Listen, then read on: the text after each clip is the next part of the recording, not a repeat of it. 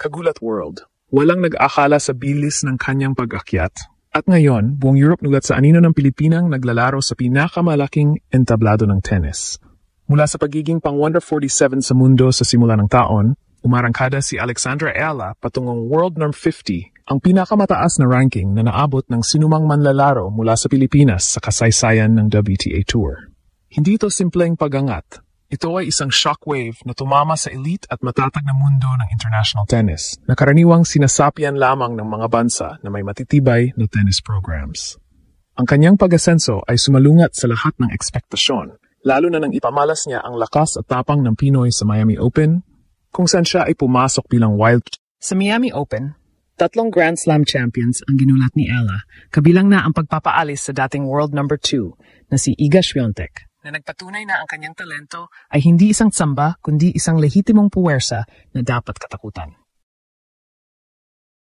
Ang karerang ito, na umabot hanggang semifinals ng prestihiyosong WTA 1000 tournament, ang nagtulak sa kanya ng tuluyan sa top 100. Sa huling bahagi ng 2025 season, sinundan pa niya ito ng isang historic win sa US Open. Naging kauna-unahang Pinay na nagwagi ng Grand Slam singles match sa professional era, at sinelyuhan ng taon sa pamamagitan ng pag-angkin sa kanyang kauna-unahang WTA title sa Guadalajara Open. Ang mga tagumpay na ito ay hindi lamang nagpabago sa kanyang puntos sa ranking. Pinago nito ang naratibo ng Pilipinas sa global sports. Ang tanong ngayon ng mga analyst at commentators sa buong mundo, gaano kabilis paangat ang 2 dekada pa lamang na si Ella?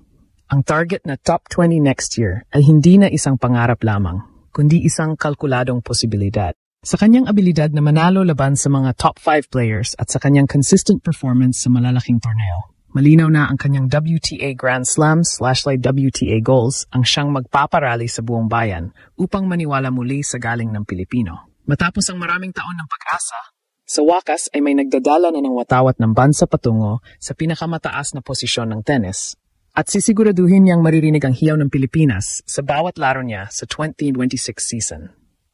Isang tanong ang umiikot ngayon sa mga tennis club at newsroom sa Europe, Amerika at Asia. Paano ang isang Filipina na nagsimula sa labas ng top 100 ay biglang sumirit, pumunit sa WTA rankings at nagtapos sa taon bilang World Number 50? Ang pag-akyat ni Alexandra Ayala ay hindi lang simpleng pagtaas ng numero. Ito ay isang emotional conflict at isang narrative na bumali sa matibay ng professional tennis. Kailangan nating balikan ang simula ng 2025 kung saan siya ay rank number 147 pa lamang, nakikipaglaban sa mga qualifying rounds at maliliit na tournaments. Sa mata ng tennis establishment, si Ayala ay isang prospect na pinag-aaralan sa Rafael Nadal Academy. Pero hindi pa isang threat na makakagulat sa mga Grand Slam champions. Ang emosyonal na laban na iyon, ang pakikibaka ng isang manlalaro mula sa bansa na walang malaking tennis infrastructure, ay ang fuel na nagpalaki sa kanyang kasikatan.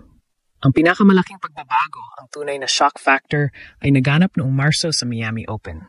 Dito, pumasok si Ella Bitbit, ang isang wildcard, isang imbitasyon na madalas ay binibigay lamang sa mga local na player o sa mga veterano na bumababa ang ranking. Ngunit ginawa niya itong kanyang personal na arena. Ang bawat panalo niya isang sampal sa mga kritiko na nagdududa sa kanyang kakayahan.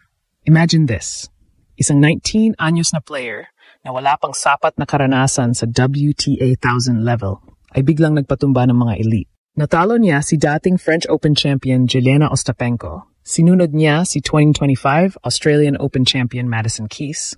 At sa pinakamalaking upset ng taon, pinatahimik niya ang dating world number 1 at 5-time major winner na si Iga Swiatek.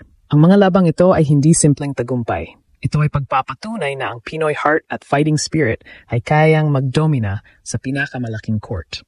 Ang kanyang historic run sa Miami Open na umabot hanggang sa semifinals ang nagtulak sa kanya mula sa number 147 papasok sa top 75, isang milagro na bumago sa kanyang career trajectory at nagbigay sa kanya ng automatic slots sa mga Grand Slam main draws. Ito ang tagumpay nagbigay inspirasyon sa buong Pilipinas. Dahil sa unang pagkakataon, mayroon tayong Filipina na hindi lang nakikipaglaro, kundi nakikipagdomina sa pinakamalaking tournaments. Ang emotional high ng mga panalong ito ang siyang nagpabigat sa balita sa buong Europa na napilitang kilalanin ang bagong puwersa sa WTA. Ang mabilis na pag-angat ni Ala ay nagdulot ng malaking pag-asa, pero kasabay nito ang matinding pressure para sa susunod na season. Ang kanyang mabilis na pagpasok sa top 50 ay nagtatapos sa isang makasaysayang 2025 season. At ang kanyang mensahe sa social media ay malinaw. Ang kanyang pangarap ay natupad, at ito ay simula pa lamang ng kanyang love letter sa bansang kanyang sinasalamin.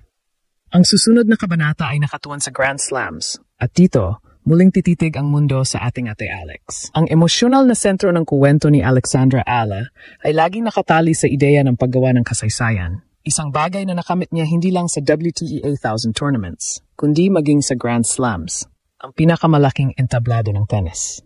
Bago ang kanyang 2025 breakthrough, ang kanyang presensya sa Grand Slams ay limitado sa qualifying draws. Dito nagsimula ang isang malaking conflict, ang matinding pagnanais na maging kauna-unahang Filipina na manalo ng singles main draw match sa Open Era. Ang pressure ay hindi lamang nagmumula sa kanyang sarili, kundi mula sa milyon-milyong Pilipino na umaasa, nagdadasal at nagbabantay sa bawat serve at forehand niya. Matapos ang kanyang Miracle in Miami run, nakuha niya ang automatic slot para sa main draws ng French Open at Wimbledon. Sa kasamaang palad, ang kanyang mga unang laro sa major tournaments ay nagtapos sa maagang pagkatalo na nagdulot ng pagdududa. Sapat ba ang kanyang laro para sa 5-set Grand Slam format? Hanggang kailan tatagal ang hype? Ngunit imbes na pabayaan ang pagdududa, ginamit niya ito bilang panggatong. Dito lumabas ang tunay na Pinoy resilience. Ang kanyang pinakamalaking shock triumph ay nangyari sa huling Grand Slam ng taon, ang US Open sa New York.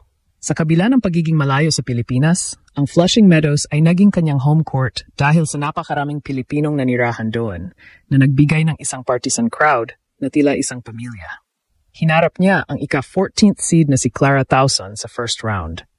Ang laban na iyon ay isang emotional roller coaster na tumagal ng higit sa 2 oras. Si Ala ay nagpakita ng hindi pangkaraniwang katapangan, lalo na nang humabol siya mula sa 5-1 deficit sa deciding set. Nang tuluyang manalo si Ala sa isang matinding tea break, hindi lang isang laro ang kanyang napanalunan. Binali niya ang 40 taong sumpa at opisyal na naging kauna-unahang Filipina na nagwagi ng Grand Slam singles match sa Open Era. Ang luha at sigawan sa Grandstand Court ay umalingaw-ngaw hanggang sa Pilipinas. Isang patunay na ang kanyang Grand Slams WTA goals ay nagresulta na sa legacy at hindi lang sa simpleng panalo. Ito ang tagumpay na nagbigay diin na ang kanyang lugar sa top 50 ay hindi tsamba, kundi bunga ng matinding mental fortitude at national pride. Ang kanyang mabilis na pag-angat ay nagbigay ng bagong mukha sa tennis, at ang kanyang mensahe sa mga Pilipino ay malinaw. Dream big and be ambitious. Ang kanyang Grand Slam breakthrough ang nagtapos sa taon na may matinding emotional impact at naghanda sa entablado para sa susunod na malaking target, ang World Top 20.